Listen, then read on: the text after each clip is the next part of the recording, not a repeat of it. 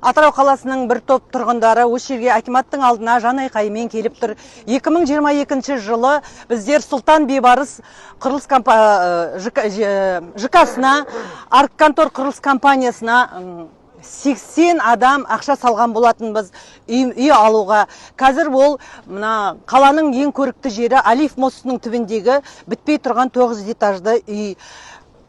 Бүгінгі таңда біздер шырылдап, құзырлы органдардан көмек сұраймыз. Себебі біздің застройщик Аркантор үйді бастап, халықтың ақшасын алып, бүгінгі таңда үйді бітірмей қалды. Енді әрмен қарай біздің жан айқайымызды әкімшілік естісе екен, инвестор табама, осы біздің халықтың мәселесіне көмек қолын созса екен деген үмітпен осы жерге келіп тұр. Осыған дейінде біршама жерге хабарласқан болатын, ешқандай результат болған жоқ. Уәде бойынша үй 24 жылы біту керек еді. 25 жылы тағы да созды, оны күттік, бірақ енді 26 жыл басталғаннан кейін біз шарасыздықтан осы жерге келіп тұр.